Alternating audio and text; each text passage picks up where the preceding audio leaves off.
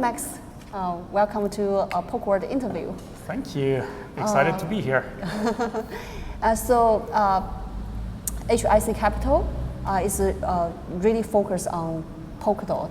So when did you start to focus on Polkadot, and what is it that drew you to Polkadot?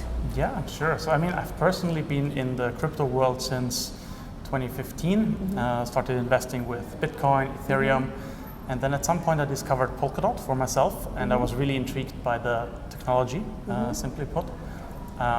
If I have to say one thing that drew me to it at the beginning, it's the idea of interoperability, right?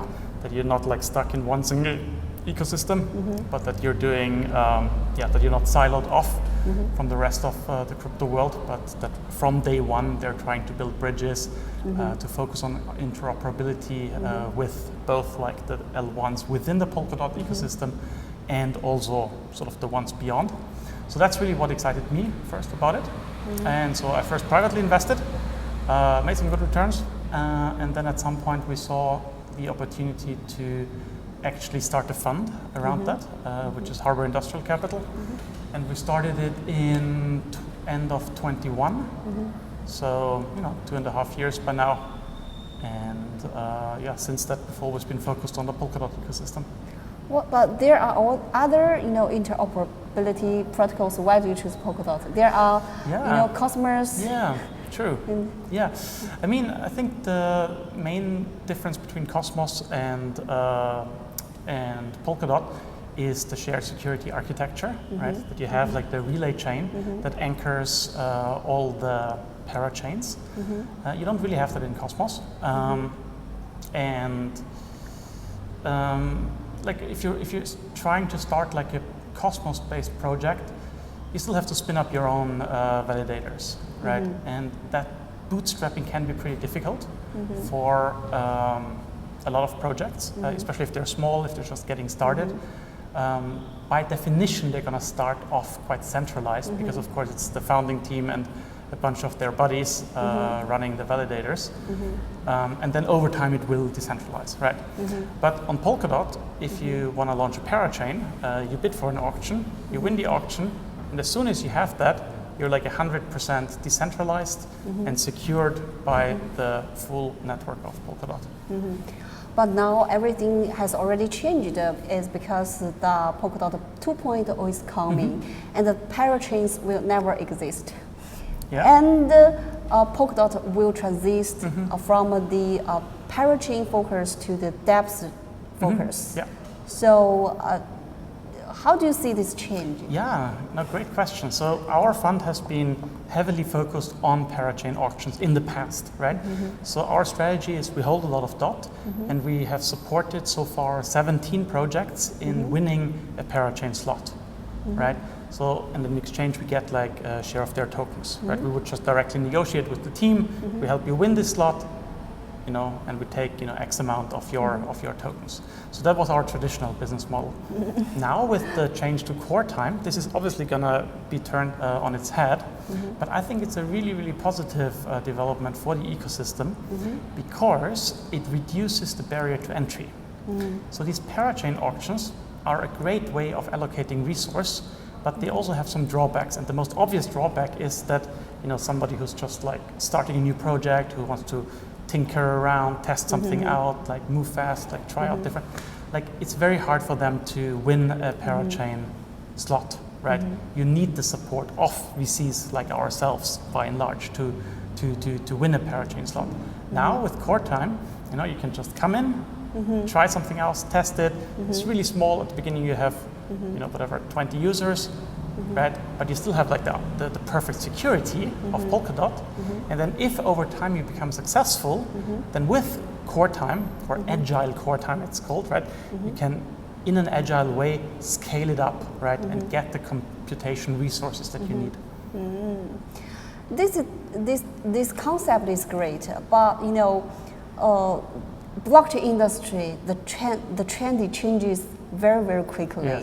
And before it is a parachain, now it's core time, and before it is interoperability. Now it's about L2 and the modular blockchains interoperability and everything else. So When you are investing, how do you balance the trendness and the value in your investment? Yeah, I mean, we definitely see ourselves as a long-term investor, right?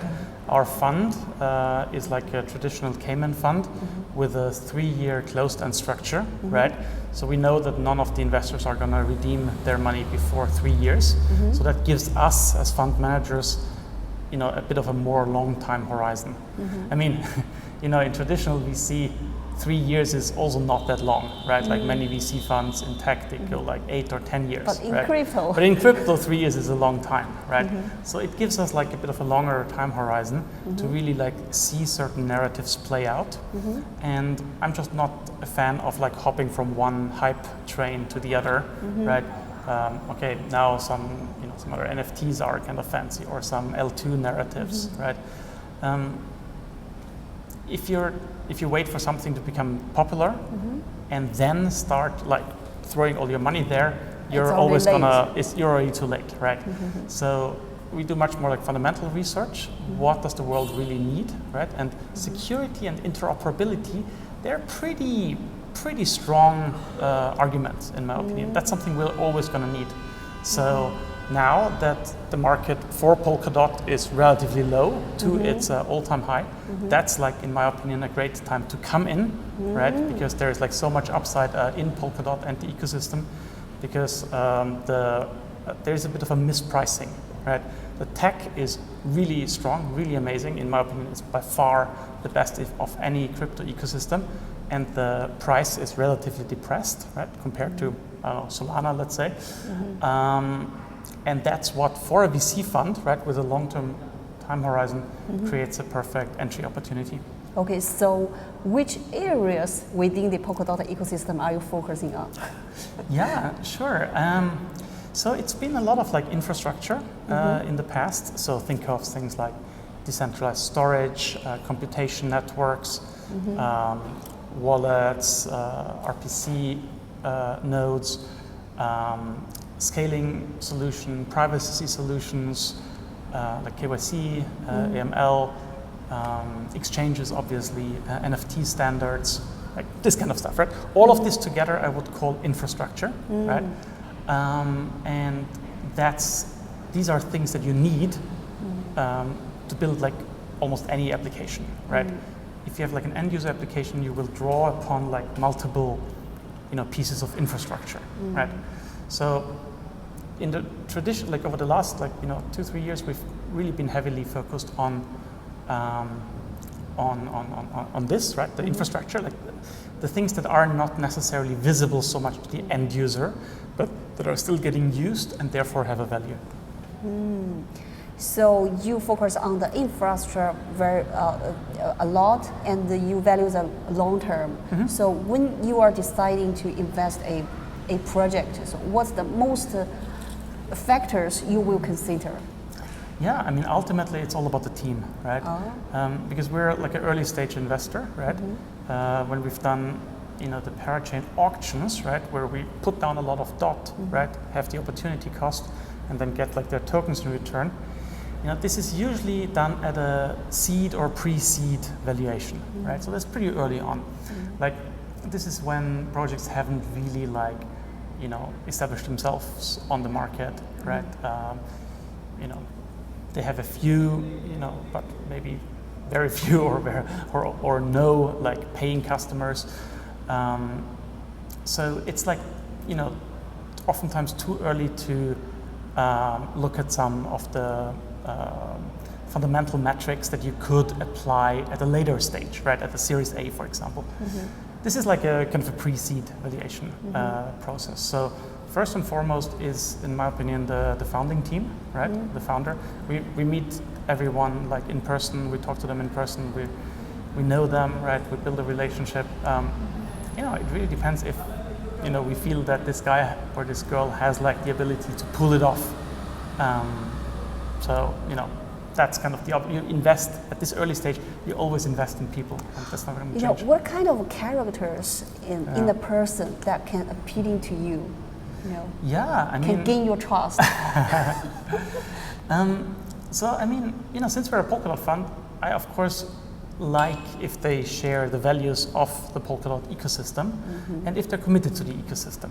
So for example, sometimes you get these people who go like, okay, you know, I tried to do this on Solana, but you know, I think I can get more funding from Polkadot, you know, and then, you know, that's obviously not very attractive, right? That means they don't strongly believe in Polkadot. Exactly, yeah, exactly.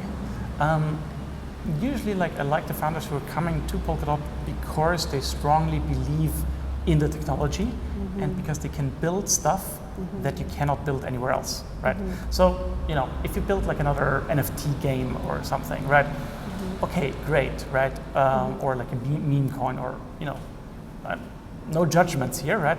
These things can be successful, right? But you don't need to come to Polkadot for that, right? You can do it on Solana, on somewhere else, right? On an Ethereum L2. So, you know, these are not like the guys that we're competing for, right?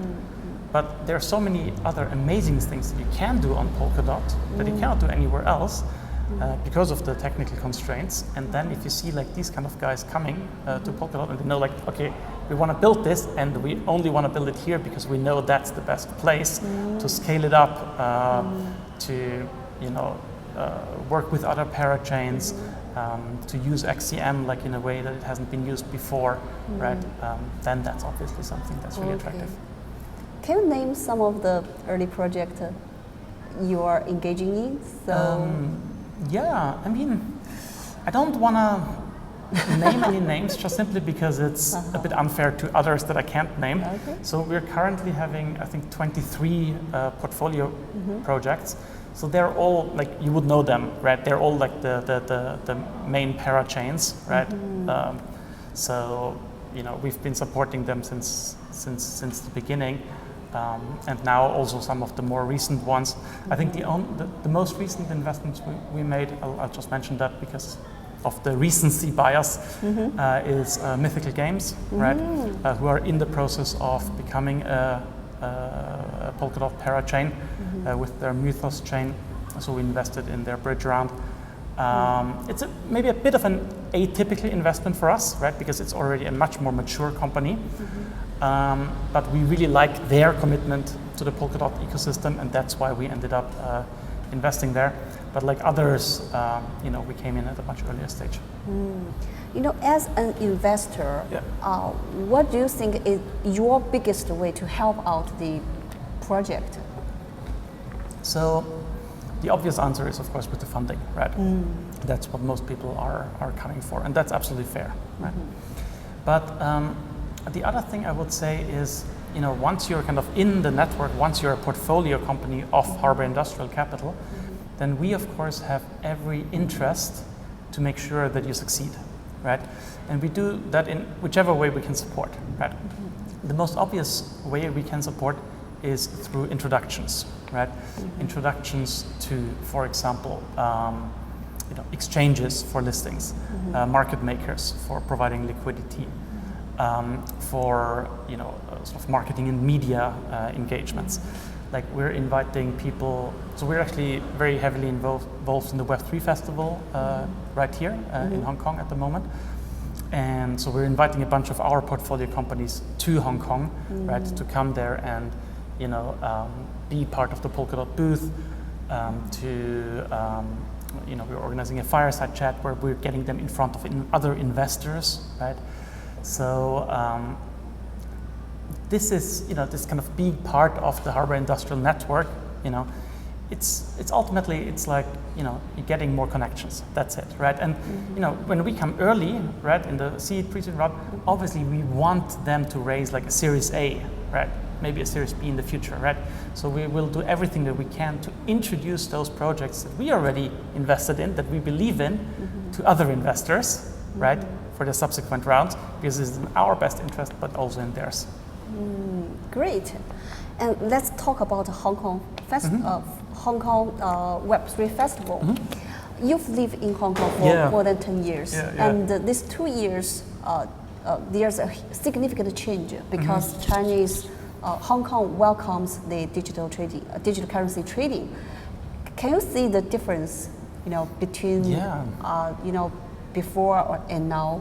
Yeah, absolutely. I mean, Exactly, as you say, I've been here 10 years, and so I've seen like Hong Kong going through multiple cycles, right? I mean, Hong Kong has been at the forefront of crypto adoption like very early on, right? There are like a lot of like, you know, success stories that were founded here in Hong Kong, right? BitMax, for example, or Crypto.com. I mean, another one that is now less famous or infamous is FTX, right? It also started here in Hong Kong, right? So there are a lot of like strong historic connections between Hong Kong and the crypto industry. And so what I feel the government has done is like, you know, it tried to at some point like ban and get rid of a lot of this activity. I mean, that's around the time, you know, when most of these exchanges left, right? And then afterwards, just about a year ago, less than a year ago, it did, like the Hong Kong government and the SFC did make quite a U-turn, right, with the introduction of the new crypto license. And after they realized that they're kind of losing out to Singapore, Dubai, they were like, okay, actually this industry is here to stay. We want to embrace it again and bring it back to Hong Kong, right? So it was here, then pushed away, and now kind of they're trying to get it here again, right? And obviously, you know, you're from China, so you know kind of the situation of crypto and crypto regulations in China. So for like Hong Kong has always been like a door to the world for China, if you want, right? And so I think with crypto it's kind of similar. Like mainland China kind of realizes that crypto is here to stay, but it's still a bit too dangerous for the mainland. So they let Hong Kong experiment around with it a little bit. But it's still in a bit of an isolated environment here from the mainland, but that still, you know, they have a foot in the door, and that this innovation doesn't happen somewhere completely different. Yes, it really opens a door for the mainland China. Yeah. For example, this Hong Kong Web3 festival, you know, a lot of mainland people come visit to Hong Kong. So which part of the Hong Kong Web3 festival are you most looking forward to? Yeah, I mean everything. So Polkadot is a sponsor, official sponsor of the Web3 festival. We've been working very closely in this organization. So, you know, we have a Polkadot booth that we're involved in. We're also organizing like a fireside chat at Soho House. That's like an official side event to the Web3 festival. So that's going to be fun, right? We have 5 different Polkadot-based projects speaking there. So I'll be moderating that chat, so I'm looking forward to that part, right? Having these guys coming here and talk about why they're building on Polkadot.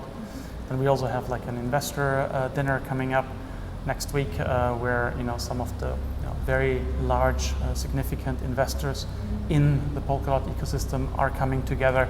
So again, this is something that we're organizing. That's something that I'm looking forward to. And then, yeah, other than that, as you say, lots of like mainland Chinese companies coming to Hong Kong, so it's great to see them here, right? And yeah, I'll be at the event all 4 days, and yeah, I'm sure it's going to be fun. Yeah, it's really a great opportunity. So in the future, would you look into project in other ecosystem? No, no, we won't. We won't. And I'll tell you why. Because you know, we're still a relatively small fund, and we want to keep our focus. Like if we start saying like, oh, okay, there's maybe something interesting in this L2, or you know, maybe this new kind of NFTs or whatever, right? You're kind of diverting your attention. And yes, of course, there might be like another 100x opportunity somewhere else in a different ecosystem, but that's just not our strategy, right? I think if you're trying to chase after these like, you know, sudden outsized returns that come out of nowhere, right? It's really, really hard to have an edge there and to actually pull the strategy off successfully. Of course, anyone can say like, yes, okay, whatever goes up, like I'm gonna buy in, but you know, then it's probably too late, right? So we have a very different, a very fundamental based approach, right? We like Polkadot for its ecosystem, and we feel we're getting like the best deal flow in this ecosystem, because you know, I am going to all the Polkadot events. I know all the guys, right? So they're coming to us for funding, right? And they come at a very early stage. They refer other projects that are just getting started to us at an early stage. So for us, you know, this focus has been an immense benefit. Great. Okay, thank you very much for your time, and hope you have a great day in Hong Kong Web3 Festival. Thank you. It was a pleasure talking to you.